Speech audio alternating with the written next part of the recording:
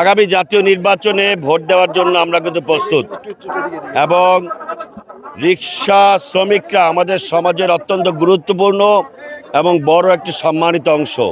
তাদেরকে সম্মান জানিয়ে তাদেরকে আমরা আহ্বান জানিয়েছি, আসুন বেগম খালেদা জিয়া তারেক রহমানের পক্ষে আমরা ধানের শীষের সমর্থনে একটি র্যালি করব।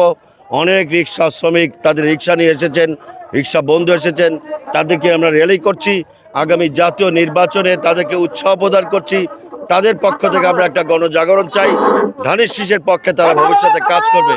ধানের শীষের পক্ষে তাদেরকে ভোট দেওয়ার জন্য, আগামী নির্বাচনে গুরুত্বপূর্ণ ভূমিকা রাখার জন্য তাদের প্রতি উত্তপ্ত আহ্বান জানানোর জন্যই আজকের এই সমাবেশ র্যালি।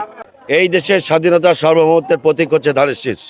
একমাত্র স্মার্ট সিটি বসুন্ধরা, আধুনিকতায় এক ধাপ এগিয়ে। এই দেশের মানুষের নিরাপত্তার জায়গা হচ্ছে ধানের শীষ এবং বিএনপি। আগামী নির্বাচনে ধানের শীষ এবং বিএনপিকে বিজয়ী করাই হচ্ছে মূল মেসেজ।